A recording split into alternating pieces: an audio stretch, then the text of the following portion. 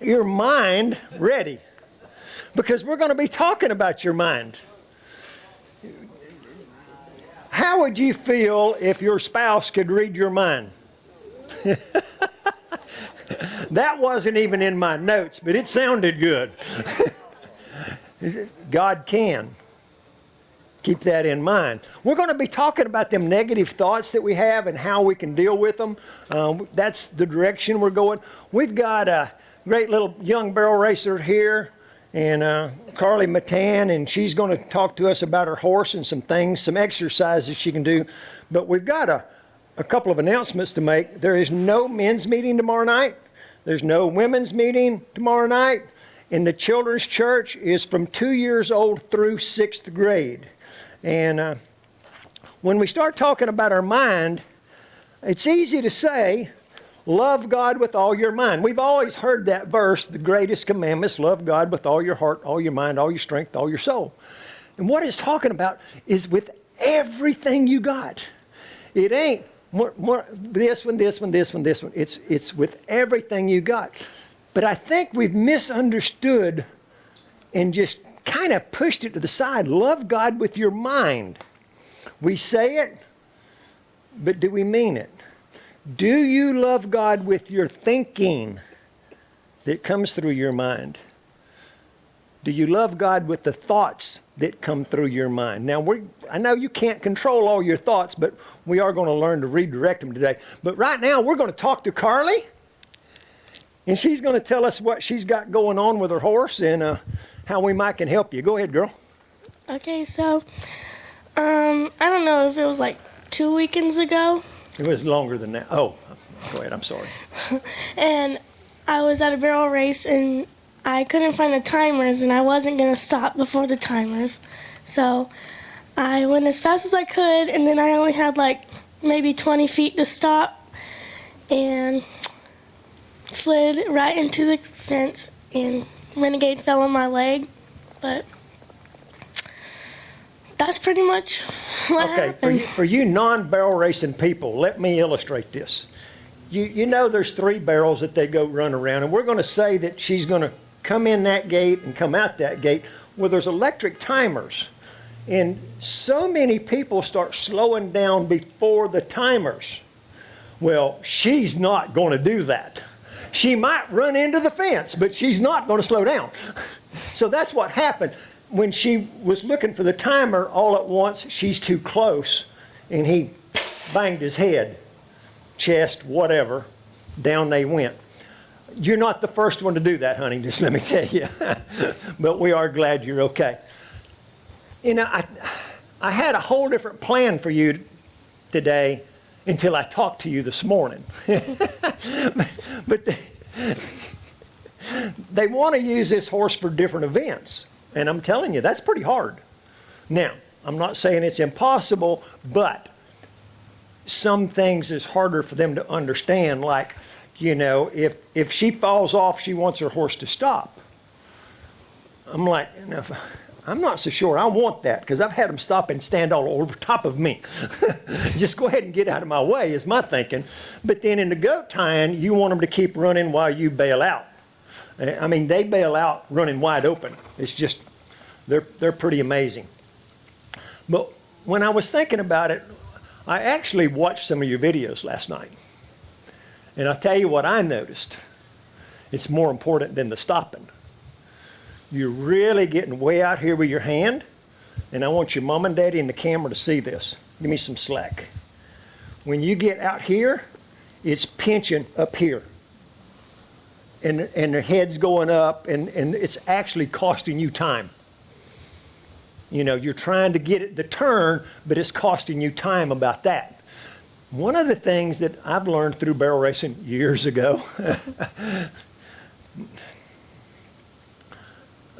one of the things that Jack Henning taught me, a good stop is just a fast slow down. So I want to do some exercises with you. Actually, before, I want you to tell us what exercises do you do at home? How do you practice at home away from the arena? So my main thing is long trotting. Is what? lawn trotting. Okay, that's good. Excellent. That was going to be one of my ideas. And another one is I'm trying to make him spin on his hind end more than, because he likes to be on his front end a lot. Okay. So I'm trying to teach him to be on his hind end. And so Okay, how are you doing that? I'm just kind of like lifting my rein and just. Okay. Okay, I'm going to give you a tip for that that's going to help with that. The better they back up, practice back up, practice back up, practice back up, because that automatically gets them there. And what you want to do is practice backing up as light as you can. That's the key. You know, how little can I do and you back up? Now, in the beginning, when you're practicing this, what you need to do, if you think about it, because this horse, and I'm not going to say just this horse, I'm going to guess this horse is better trained than a lot of them, just because I know your family. But so many, they are geared to go. I mean, that's when you're barrel racing, and the difference between winning and losing is a couple hundredths of seconds. Not seconds, a few hundreds of seconds. So everything is go, go, go, go. But something I learned in rodeoing is the ones that, I mean, every once in a while, somebody's just gifted and somebody's got a gifted horse. But the people who can do it year after year after year, Sue Watts has been winning money for about 60 years. And she raises her own horses. You know, I don't know how many different horses she's won money on. But what that says is she practices the things that are not fun. That's what makes a difference between a great person, great at anything. I don't care if it's walking your walk with the Lord or running barrels, whatever it is. When you practice the things that are not fun, you have an advantage over those who don't in the long run. So when you practice that, the long trotting is great. You know, that's helping him strengthen his muscles, helps him run faster. I'm reminded of another story that a young lady, her parents had a lot of money, and they bought her a high dollar horse that would win. You just sit on him and he'd win. But it don't take but about 6 months and he don't win no more because they do things wrong. So what they would do when it got time for a rodeo, they would send the horse to Jack Henning for 2 days. Never ran barrels on him. They just got him to be light in the face and obedient. Just do something else. I laughed. Linda Jones, when she'd get mad at her barrel horse, she would say, okay, you start riding him in the woods. Get his mind off the barrels. Do something different. But one of the things that I'm going to get Tegan to help me today, because I know come on in, Tegan. I know she can coach it better than I can. I did it, but I never coached it. And that's about transitions, about getting them to slow down and speed up from different gaits and in the same gaits, and that is going to help him work off his butt. Now, it's not something that's fun to practice. You know, how long you been running barrels on him? 3 years. Does he know the pattern? Okay, well then you don't have to do the pattern. He knows the pattern. What you do is work on his headset, his rear end, and his ribs. You know, I knew a barrel racer that was really good. Most of the time she rode every day, it was in a circle about this size. And everything was about get off my leg and come in, get off my leg and go out, slow down, speed up. Give me control without an argument. See, that's what I saw in the video. When you pull out wide, he's like this a little bit. But the more you get him on his butt, the better that's going to happen. So, Tegan, you got any comments? Do we work on the backup first or the transition? Transition to help the backup. I would do transitions first. Yeah, I would too. So, give me the microphone in case you say something bad. And I'm going to turn it over to Tegan a little bit because I am a believer in this transition thing because he already knows the pattern. Now it's about getting him to listen to you. So I'm going to step out, and Tegan, you help her. Carly, go ahead and just walk him around the outside of the ring. So for the way that I train, you don't you use a lot of your body in your seat for transitions. Our hands in their face, they're controlling their head. Their head's about 10% of their body. So why am I working on controlling 10% when I've got another 90% that I'm sitting on? And that other 90% is what's doing the work. We have to get to their mind so that we can communicate to the body, but the body's what we really want to talk to. So Carly, just go ahead and ask him to stop. All right, so that wasn't bad. She was able to use her body. I'd like to see a little less with the hand, but what I really liked there is she used her body before she went to the hand. The hand was the backup to the body. So go ahead and walk off again. During all this, remember, our whole sermon today is about our mind. And that's what we're looking for in this horse is his mind.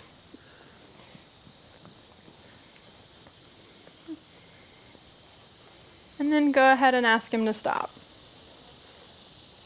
So you notice, guys, how she actually sat back a little bit. She leaned back a little. She sat down on her seat bones. She kicked her feet a little bit forward. And then when he didn't respond well enough, then she went to her hands. That's awesome. Go ahead and walk off. In your training, do you ever speed up and slow down in your gaits? Like speed the walk up, slow the walk down, speed the trot up, slow the trot down? Okay. So let's see an example of that. See how slow you can get him to walk without using your hands.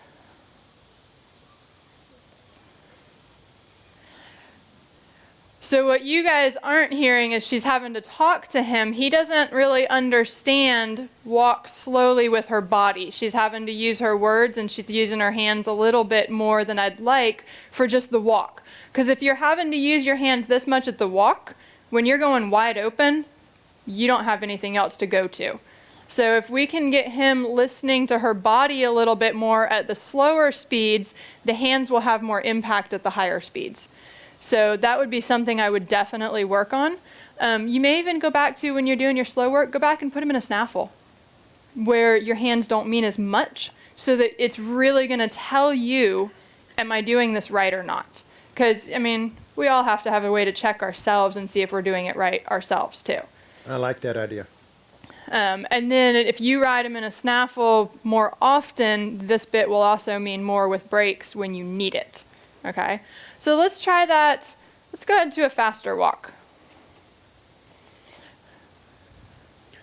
A quick trail ride story or cowboy story. If you want your horse to walk faster, teach them to walk slower and then give them a cue to speed up.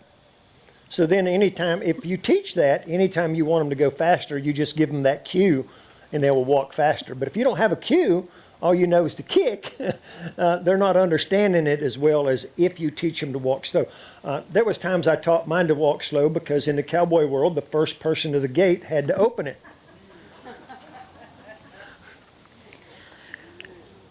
So another thing I'm noticing is you're having to use your hands a lot to guide him. I would really, really concentrate on teaching yourself and him to work off of your seat and leg to guide. So what I'm saying is he's naturally, horses want to cut their turns off. He's wanting to come closer to me in this circle, and she's having to keep him out on the rail. That's pretty normal. Most horses are going to want to come to the person standing on the ground. But instead of having to use her hands to keep him on the rail, it would be great if she could use her legs and her seat aids to make a wall to say, this is where I need you to be. What that will help with is the hands will have more impact when they actually need to really say something. So if she's always using her hands to say, stay here, don't turn yet, stay here, then when her hands need to say something else, it may not mean as much because the hands have always been talking and he's kind of starting to ignore the hands. So what I would say there is really work on, and again, you could go back to your snaffle, but really work on, can he turn just off your leg and seat? Or is he going to take your leg and think I'm supposed to go? And I'm seeing the grin on her face. He's going to want to go. So that would be one thing, and that will help you with your barrels too, because when he wants to get too close to a barrel, if he listens to her leg aids, she can put that leg on and say, move off the barrel a little bit. Or if he's getting too wide around the barrel, she can put the outside leg on and say, Bud, I need you to make this turn a bit tighter. That's going to help tremendously if you take the time, go back and really teach yourself and him how to steer off leg. Then your hands will mean more when they actually need to do some talking. So let's try going up to that long trot that you do with him.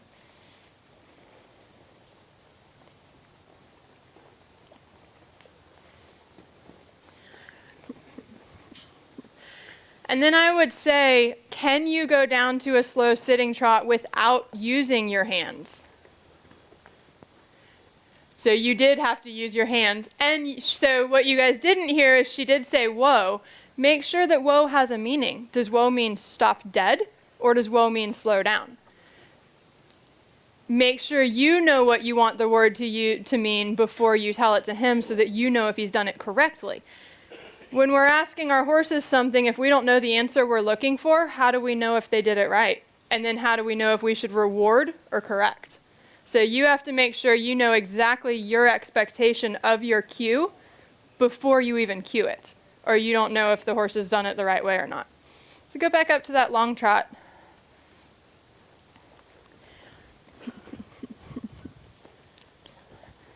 I'm going to challenge you. We're in a round pen. You can't go too far. Put your reins on the neck and don't use your hands. Now, without your words, yeah, I know. This is also very challenging for a rider, because as humans, we use our hands for a lot of stuff. So our hands are a bit of a safety net. Without using your words, can you bring him to the trot? Yep, that's okay. All right, go ahead and pick him back up and bring him down to the trot. So what that tells me is that he has no concept of what her body is saying, which means if she doesn't have reins, she's got nothing. That's not very good. So what I would really focus on, see if you can come down to a sitting trot. Nice and slow as you can get without walking. That's another challenge. Trying to get them to trot super slow is very difficult for the horse, so they have to be incredibly strong to do it. Most people don't realize that. To trot slowly, they have to be very strong. And you'll notice she's struggling with keeping that slow trot. He wants to walk or go a little bit faster. So these are some of the things, you can go ahead and walk. These are some of the things I would really, really focus on, is get him listening more to your body. Make sure you're incredibly aware of what your body is asking. So if she leans back today and it means slow down, and then she leans back tomorrow and it means speed up, there's no reason for him to ever listen. You know, I'm sure Skipper has something he wants to say. I have a question, barrel racing question. If your horse is getting too close to the barrel, do you rein him away from it, or do you push him out with your leg? Well, let me rephrase that. If he's too close to the barrel, do you pull his nose away from it or his nose to it if he's too close?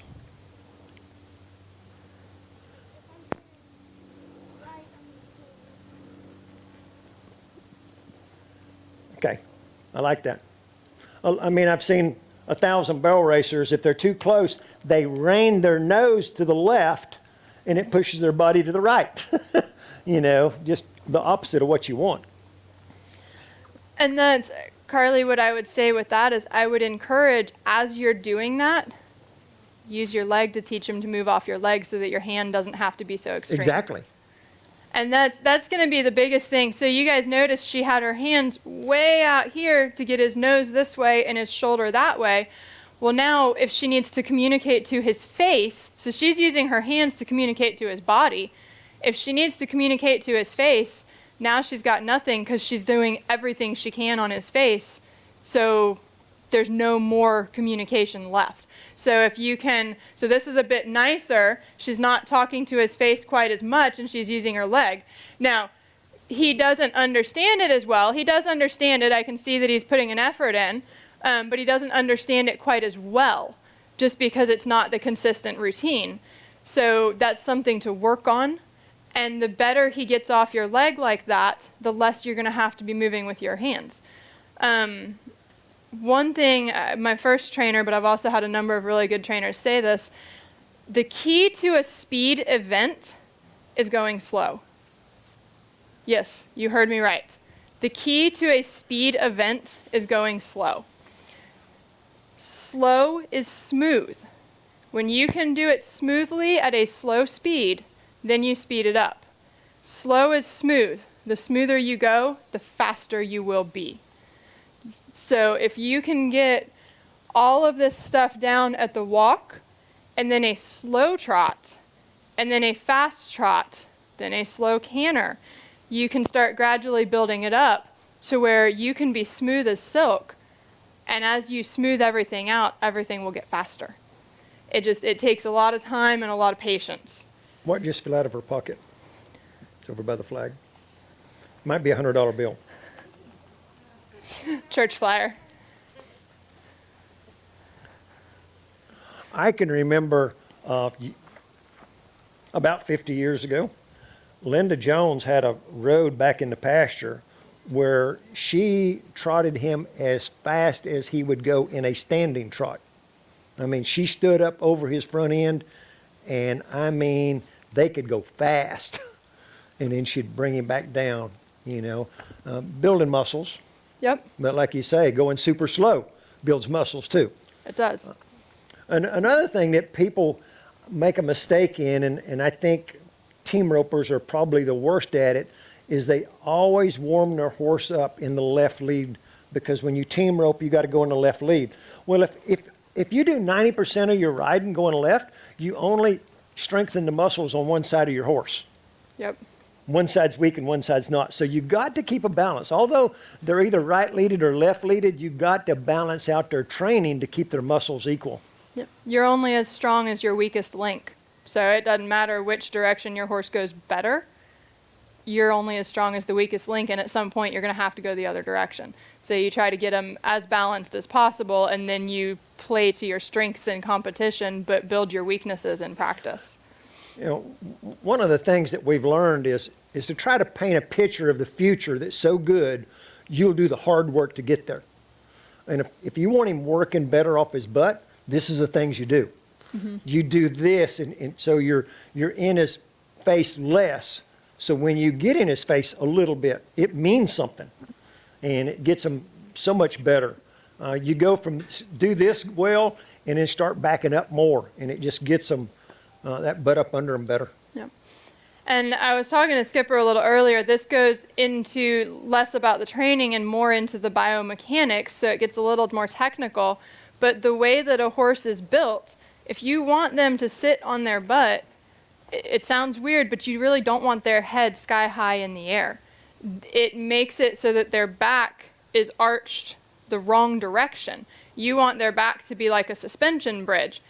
And if you've got the suspension bridge, the butt is down.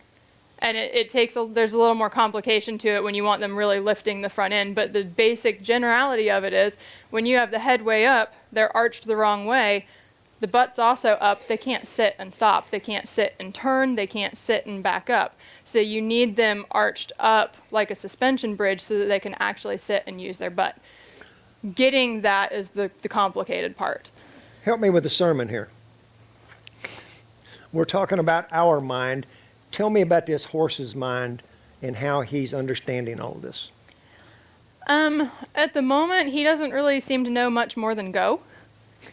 He's a barrel racing horse. He's a barrel racing horse. He knows his job. He knows how to turn the barrels. He's obviously good at it. He's talented. He's athletic. But he doesn't understand the basics of just be soft, be quiet, be relaxed. He's happy enough in here, but I can guarantee she picks the reins up and asks for something, he's going to get a little bit more tense.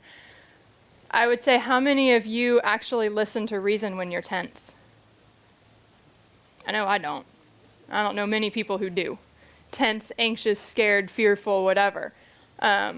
So if you can convince this horse to go back to the slow work and relax and really understand the cues, you'll have a much better time in the heat of competition because he'll have those cues down. But you can't teach it when he's tense. So you have to find a place mentally for him to be relaxed to teach it.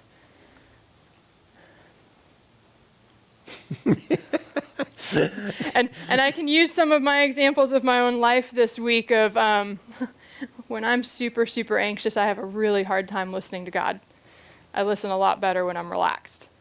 So we can, use that for ourselves too.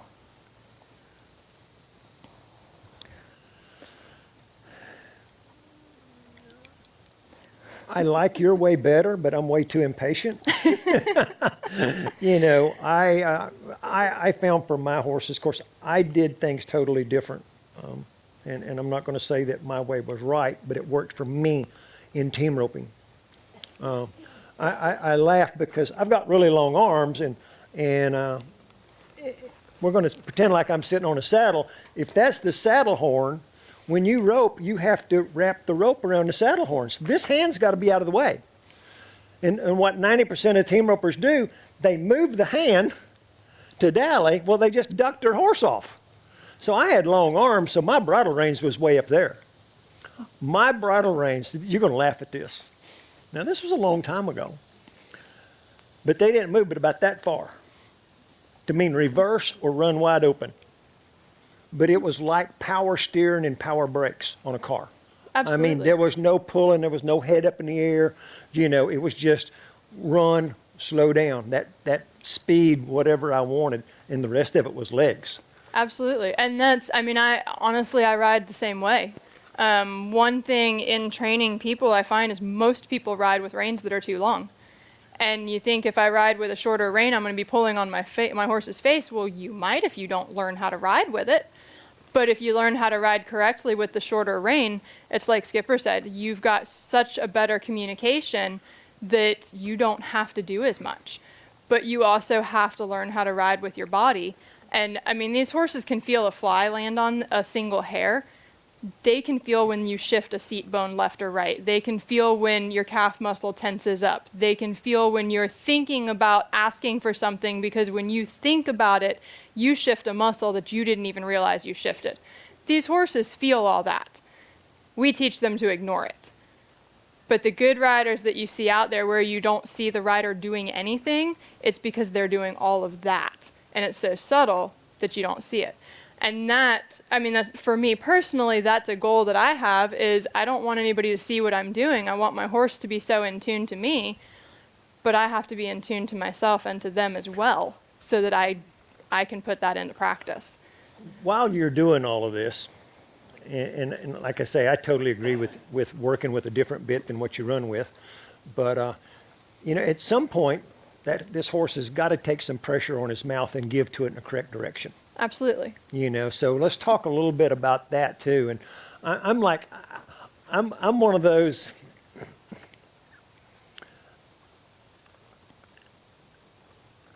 If the horse needs it. Now, if they don't need it, I don't do it. But if they ain't, and they ain't. Wait, they ain't. Where am I from? If they're not listening to me very, very well, I'm picking on them, asking them questions all the time. A good example, years ago, probably 14 years ago, when we were doing Cowboy-Up Ministry in Zoffa, we did this big trail ride. And I hate trail rides. And I would get in the front, and I'd have a friend in the back, and we had our telephones, and I'd tell him what gates to open. We were in a working cow ranch, going from pasture to pasture. And we rode for about 2.5 hours, and the guy that rode beside me talked the whole time. And when he got back, he said, I just don't have any time to train my horse because I like to go trail riding. And I looked at him and I said, I just trained mine for 2.5 hours. What were you doing? Because normally, most of the places we went was on a trail that we drove the trucks from pasture to pasture. And I could just gently take my leg and move him over to this side of the trail, or move him to this side of the trail, or I could wiggle my fingers and his head would come down. I was training the whole time. And that's what I'm saying. When you just ride, make it count for something. Absolutely. Getting his nose light or getting his body to listen to your legs at a walk at any speed. I like it. And I love the figure eights because I can do so much of that right there in one little spot. You're teaching them to bend. And the thing about it is you can do it at a walk or a trot. You can teach them to tuck that nose to the inside and not fight you. That's going to make difference in your time, is when that head don't go up. Mm-hmm. And I would go back, Carly, to you, and this goes back to the whole suspension bridge effect. When you ask him to slow down, you've got the right thought process in mind of leaning backwards, but when you lean behind what we call the vertical, so if your body is standing straight up vertical and you lean behind the vertical, what that does is that actually shoves your seat bones down into his back.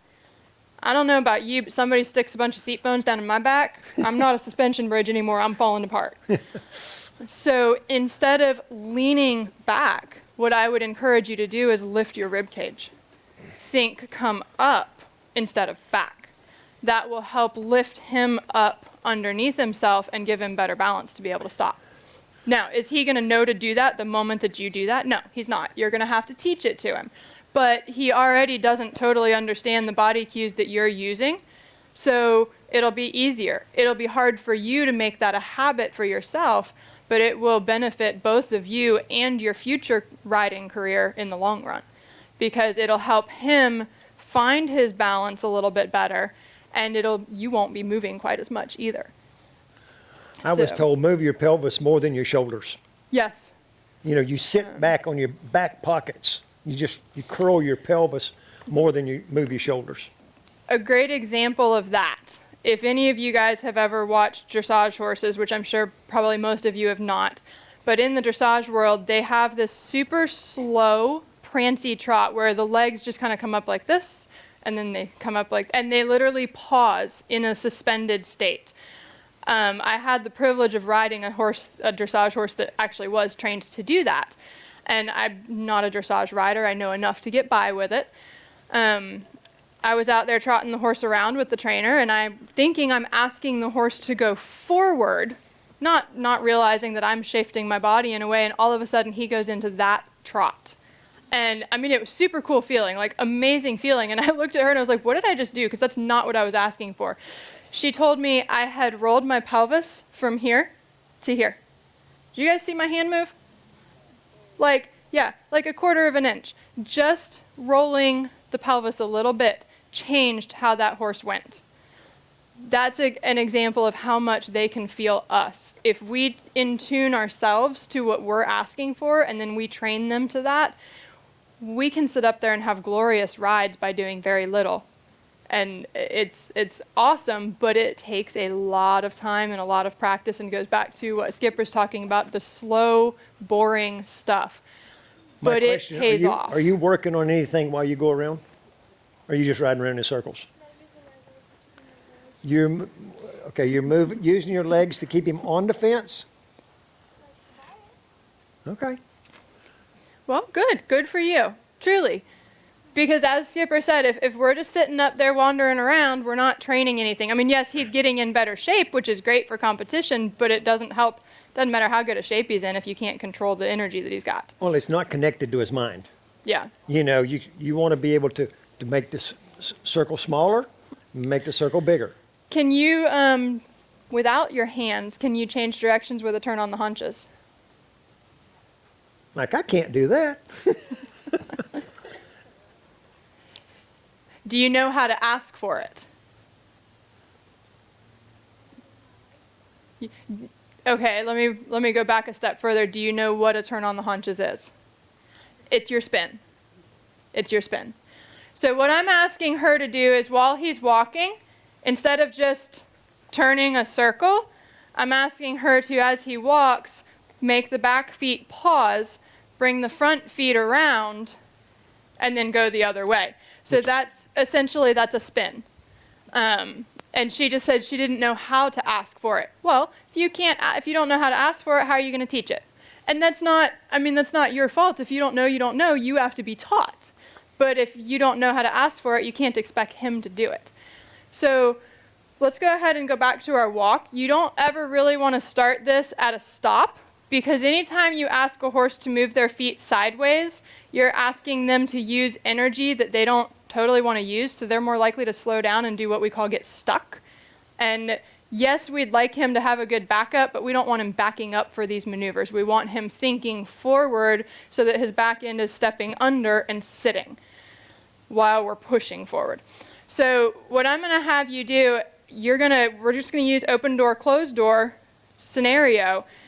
So we're going to want to turn to the left. You're going to open your left leg, open your left rein, close your right rein and close your right leg, and sit on your left seat bone.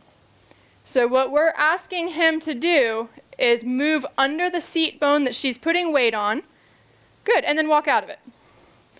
And so when we start this, and I skipped this, I should have told you that first. When we start this, we only want one good step. So she was thinking I had told her to turn around, so she went to turn around completely, that's my bad. We want one good step, and you had one really nice step, and then we got greedy and said, but I wanted a full turnaround, and he kind of walked out of the good that he was giving us. So try that again and just get one good step, and then let him walk out of it. Good, walk out of it. Very nice. So that's going to be the start of you teaching him a spin, okay? And the purpose of the spin is to get him to using his rear end. Yep.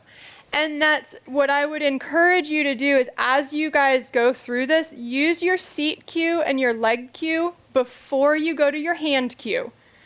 You're going to have to use your hand cue because he doesn't understand the legs and seat yet, but use the seat and leg cue first so that as he learns this, he'll learn it just off the seat and leg cue. And the hand cue is just going to be a reinforcement instead of the actual question.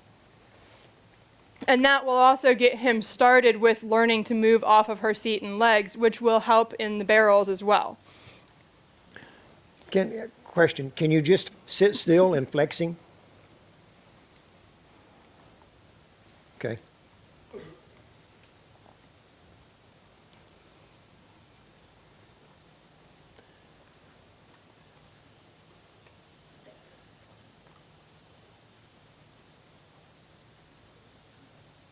That was actually better than I expected because, but it shows that's something that's been taught to him.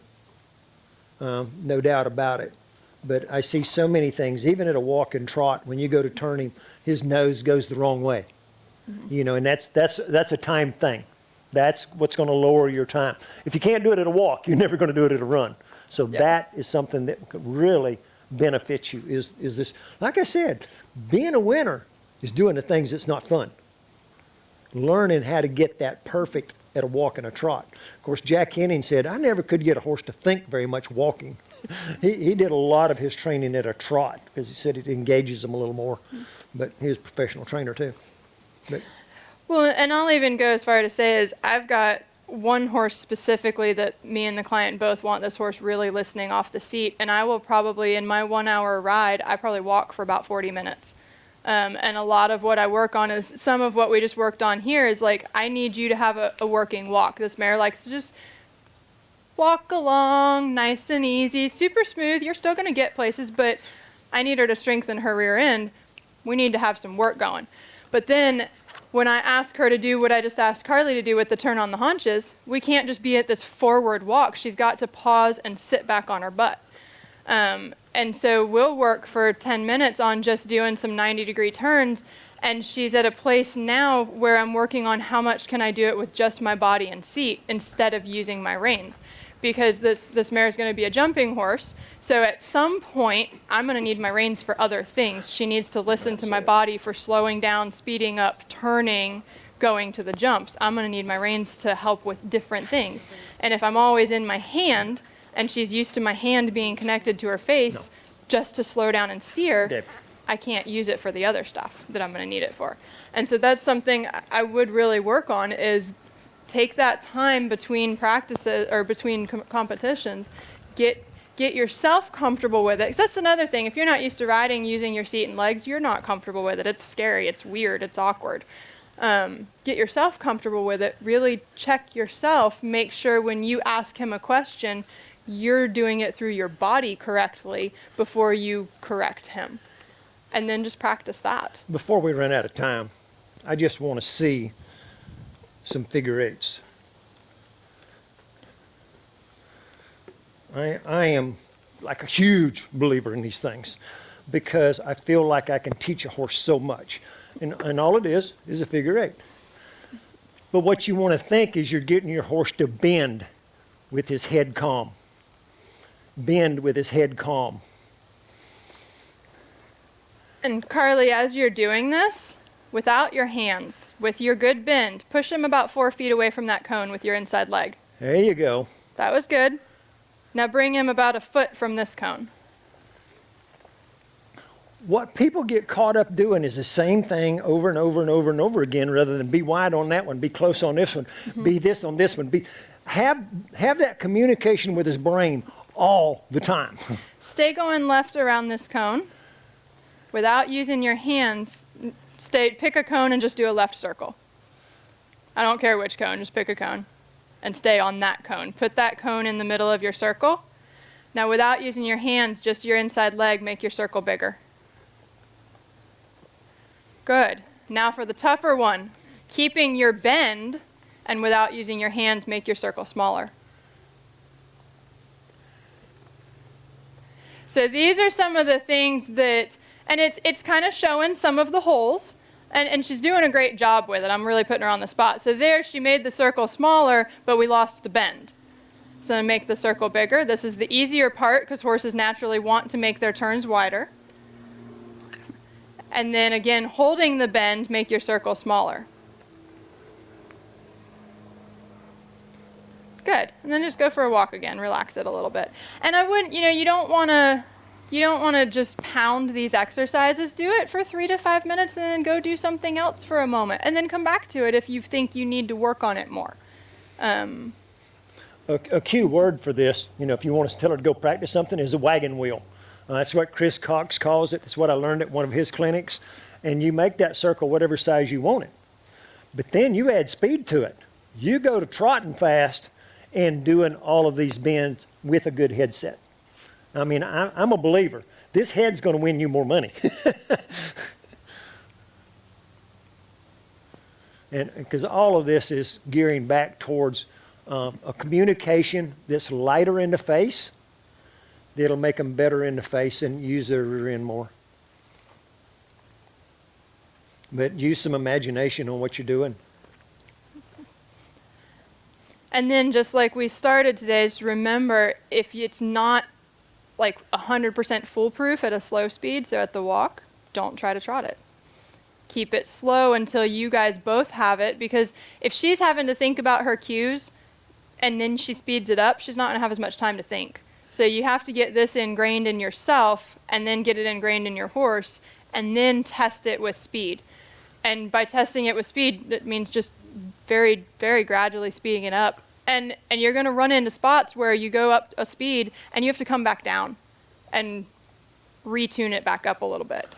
Do you recommend doing these slow exercises in a snaffle bit? Absolutely. Yeah, that'd be big to you. Everything in a snaffle bit. All of this is snaffle bit. Yeah, everything in a snaffle. You want just like a O-ring or just regular tom-tom? Anything that does not have leverage. So no, not a tom-thumb. Not a tom-thumb. Yeah, more like an O-ring. You want something that does not have leverage. I don't know why, but I've just never been comfortable with an O-ring. I like a D-ring. I mean, that's just me. That's what mine are. But that's going to help this horse get out of his face a little bit to find out what you really want. And that's kind of our deal with God. We got to find out, what does God really want?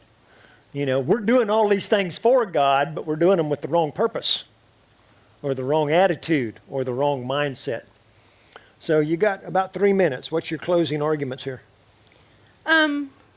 We've pretty much gone over a lot of stuff for a lot of what I would call homework. The biggest thing that I'm seeing at the moment, she's doing a great job using her legs and really working on getting him off of them. He is showing that he doesn't totally understand what it means, because every time she really tries to change the leg, he speeds up. So that's going to be just like we talked about earlier, is he needs to learn that leg does not just mean go. Leg means lots of different things. And working on your body position as you ask for these things will help. Like I notice you're kind of sitting to the inside of your circles, which is great. That helps her not fly off when he does a turn. Working on using that sitting to the inside as more of a cue than the leg will help him. If he learns that, then your legs can do a little bit more. And then don't get greedy here. So he gave you a couple really good steps and you're kind of yelling at him for not doing enough. Give him a break. There you go. So ask for 2 good steps and then give him a reward so that he knows that was the good thing.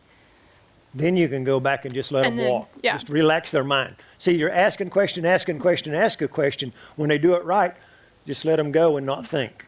Yeah. That's their reward. When you leave them alone, that's their reward, whether it's just walk out or stand still. And it's so easy for us to do that. We think, oh, he did one or two steps. He understands. Well, he understood, not because he understood, but he guessed the right answer. And then you ask for 3 or 4 more steps, and he's like, well, that didn't work. Maybe I should try something else to get rid of that nagging pressure that's on me. So you have to do exactly what Skipper just said. You get 1 or 2 good steps, and then just relax everything and let the horse be wherever they want to be. And you can do that for 3 or 4 steps, 10 or 12, depending on the horse and what you're teaching, and then go back to the question. Get the 1 or 2 good and go back to relaxing. But doing these simple little transitions and leg yields with a snaffle bit is going to change what you wanted in the long run of getting him to use his rear end more. Yep. This is all building on that. Because the less you use your hands now, the more it'll mean when you do use your hands, especially when you're practicing with a snaffle bit. Well, and the snaffle will really show you where you might have some holes. So he's used to this bit. This is actually a pretty strong bit.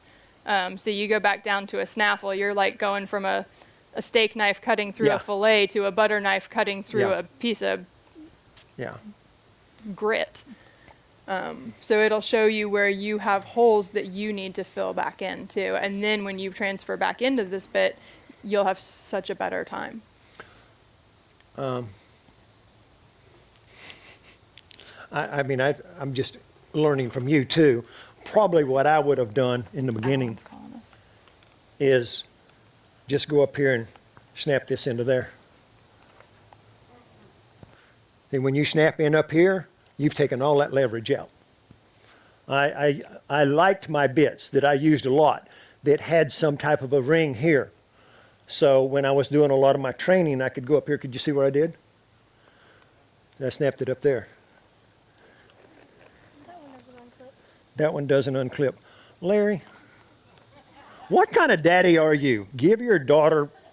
These snaps are older than I am. You had it when you was a kid. Thank you very much, and I'm promising you, you ride with a snaffle bit and do these things, you'll have faster times.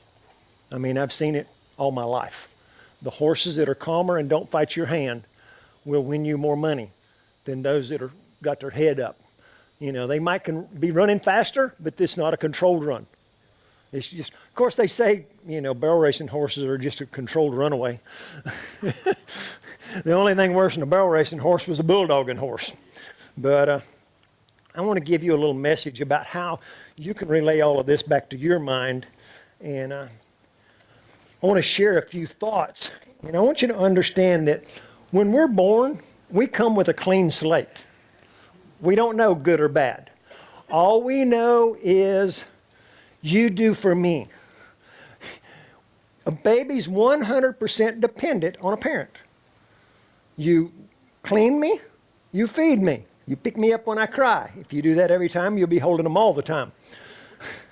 Man, we come with a clean slate. So what we do with that, how we're raised, is right in the book of our life. And I don't know a lot of people that had really great parents. If you can say that, you need to be an angel. Because so many of us did not have great parents, whether it was spiritually or emotionally. You know, so many of us were taught, you know, you're not enough. You know, and we're going to talk about that just a little bit later. But one of the things we have to understand, what causes us to have negative thinking? And we're going to have thinking. Thoughts are going to come. We're going to talk about that. And now, in fact, I'll talk about it now. Where do thoughts come from? And I've said this for years, and I've asked a group of preachers their idea, and none of them argues with me, so I'm guessing it's pretty accurate. Where do our thoughts come from?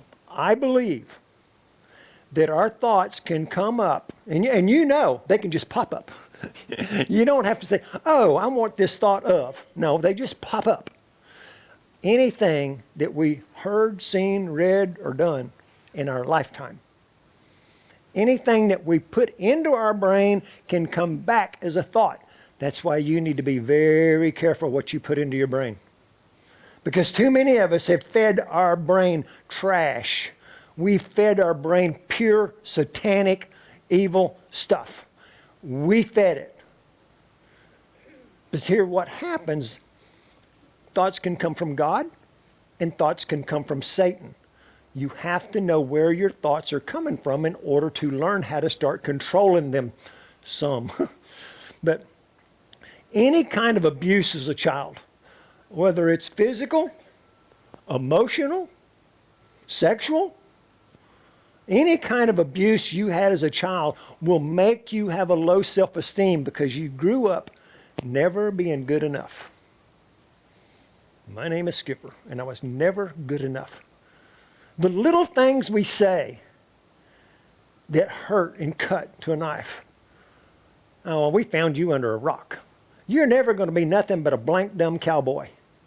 Those things come back and haunt you if you don't learn to control your mind.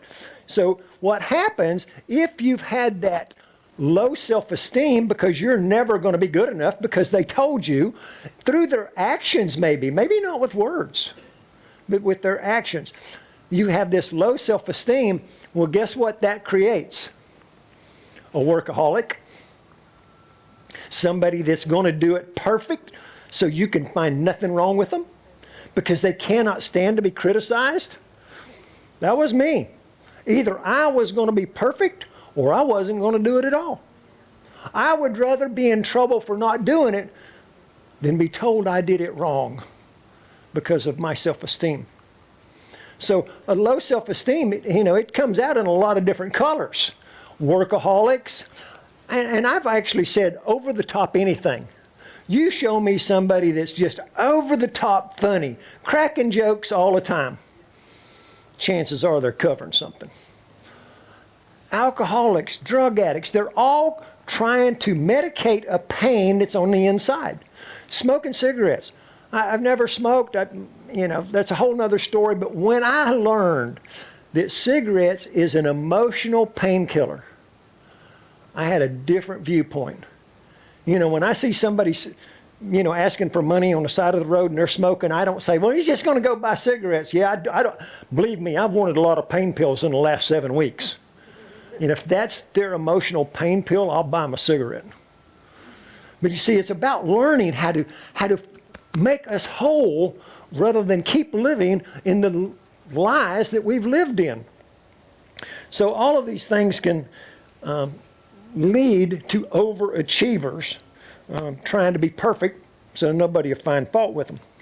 A quote that I saw on Facebook just a day or so ago of this big ship in the ocean says a ship never sinks from the water around it. It sinks from the water that gets in it. And that's what we're doing when we're talking about this series of the road to victory from our house to the White House. That's the series we're on, and this just happens to be part of controlling our mind. Is the other thing we've been dealing and talking with is we're in two worlds. We're in a physical world that we see, hear, and do, and we're in a spiritual world that Christ is king of. The Bible is clear. God is the ruler of this world. No, I said that wrong. Satan is the ruler of earth. You can look it up. But Jesus is the king of the spiritual world. So which world are you in will determine how you respond to some of this stuff. Now, I did this, I think 5 years ago. I just got one of those flashes on Facebook that, 5 years ago, this was what was on Facebook. And I wrote the question, what's the most negative thing you've ever said to yourself? Now, most of you people know that I'm setting you up. So when I wrote that a couple of days, only 2 people answered. Anything you say, can, or do, I may use as a sermon, just so you know. But this is what they wrote. And I want to ask you, have you ever felt this? The question was, what is the most negative thing you have ever told yourself? I'm not good enough. I don't deserve blank, blank, blank. I'll never be good enough. Things will be like this forever. I believed that. How many of you ever said, I can't? Or, I don't matter? Maybe God has not forgiven me after all. I'm not worthy. I'm useless and not enough. I'm not good enough to be loved. I'm hopeless. I tell myself I'm a piece of blank. I'm not smart enough. I will never be the daughter my mother wanted me to be. Or maybe it was the daughter your father wanted you to be. I'll never please my dad. I'm lower than dirt. Of course, I used to say I was lower than whale poop. I should have been a better mother by not working so much. I'm fat and out of shape. No one will ever love me. I'm not worthy of God's love. Now, first of all, I want to tell you the difference between guilt and shame. Guilt is when you say, I've done something bad. Shame is when you say, I am bad. That's a big thing. When you say, I am bad, you need counseling because you're taking it all on yourself. I am a bad person. And that's what all of these words, I am, I. You know, it's gone past the, I made a mistake. And I'm going to learn from it. Versus, I am a bad person and I'm never going to get out of it. I'm stuck right here. So what's the answer? I got an illustration for you real quick.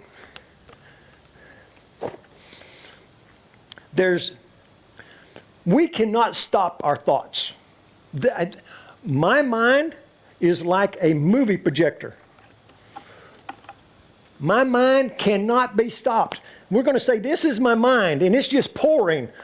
It's coming out. You can't stop it. But people, let me tell you what you can do. You can redirect it.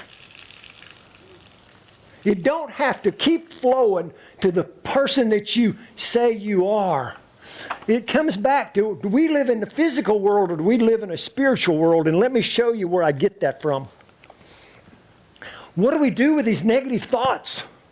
Well, the Bible is clear. In 2 Corinthians 10:5, it says, take captive every thought to the obedience of Christ. Does Christ say you don't matter? Does Christ say you're lower than dirt? See, Christ said none of that stuff. So we have to take these negative thoughts, redirect it, and say, that may be my past, but let me tell you about my future. That might be what Satan says, but let me tell you about what my Lord says. We need to redirect our negative thinking. We need to redirect how we live our lives, how we control our thoughts. Because I'm a believer, if you don't control your thinking, sooner or later you will not control your actions. Because your actions are going to feed off of what you think. You keep thinking that bad stuff, you're going to do that bad stuff. You keep thinking you're shame, you're bad, you're not going to get out of it. You cannot climb out of that pit that I'm bad. But you can learn that no, I'm not bad. I'm a child of God, and I'm going to surrender my life to Him, and He's going to use me, and He's going to pull me up out of this pit and break the chains of bondage. I am a child of God. I have inherited the kingdom of God. Now, if you're not a born-again believer, you can't claim any of that. That's a whole other story. We're going to have baptisms next week. If you've never given your life to God, if you've never been baptized, you need to consider that before you consider anything else. Have I given my life to God? says be born again. I believe we're born again when we give our life to God and He gives His Spirit to us. That's when we're born again. We're born of the Spirit. And that's where the power to change our thinking and our mind comes from. I want to leave you with one more scripture. It's one that we've heard and heard and heard. And, you know, to control our mind, we have to control our thinking and our thoughts. Keep that in mind. You know, we say, oh, I love God with my mind. Whew. Really? Remember, God can read your mind. He knows what you're thinking. And what are we going to do with the thoughts that we have that are not godly? So anyhow, in Romans 8:5, those who live according to the sinful nature have their minds set on what nature desires. Now, let me put that in the words we've been using. The physical world, the natural man. This is all about who I am as a sinner, who I am with a sinful nature since Adam and Eve, or who I am as a child of God. That's all this is talking about. If we have our mind on what the nature desires, for those who live according to the sinful nature have their minds set on what that nature desires. But those who live in accordance with the Spirit have their minds set on what the Spirit desires. Do you see how easy that is? Which world are we going to live in? Are we going to live in the physical world that's run by Satan? Or are we going to live in the spiritual world and believe what he said about us? Everything. People, God meant for this to be simple. He did not mean for salvation to be complicated. He did not mean for life to be complicated. He said, give me your life and I'll give you the Spirit and we can work this out. See things through my eyes instead of yours. To change your thought, you must change your thinking. Satan's going to tell you all those things that I read. Satan is the accuser. But we have a choice. Every problem we run into, we fall into one of two categories, and that's it. Either we believe Satan's lie, or we have not applied God's truth. Because God's truth will set you free. It's that simple. All of this other malarkey is bull. It falls down on these two principles. Either you've believed a lie. And Satan, that's what he does. He's a deceiver. He wants a lie to look like the truth and the truth to look like a lie. But you have to know this word to know what's a lie and what's not a lie. But either we believed a lie or we've not applied God's truth that we already knew. Most of us, we don't need to learn something new about this book. We don't need to learn something new about God. We need to apply what we already know. Love God with all your heart, with all your soul, all your strength, all your mind, including your thoughts and what you're thinking. Is God pleased with what you're putting into your mind? Be careful, because that feeds your soul. Let's pray. Father God, I thank you. I thank you that you made it so easy for us, but yet it's so hard. Because we're so stubborn and strong-willed, we do not want to surrender to you because we don't see the big picture of how good it'll be when we surrender to you and we walk with you. When we just allow your Spirit to work and live in us. Lord, man, it's just so good when we're totally surrendered. When we feed our mind the things of God. We learn to look through spiritual eyes in a corrupt world. We learn to be that ship that The water around us does not affect us because it's not in us. Your word says, be in the world, but not of the world. And that's exactly the picture it's painted. Lord, so thank you. Thank you for what you've already done for us. And thank you for what you're going to do with us. And we ask it all in Jesus' name. Amen. Thank you, thank you, thank you, Carly. Thank you, Tegan. See y'all later.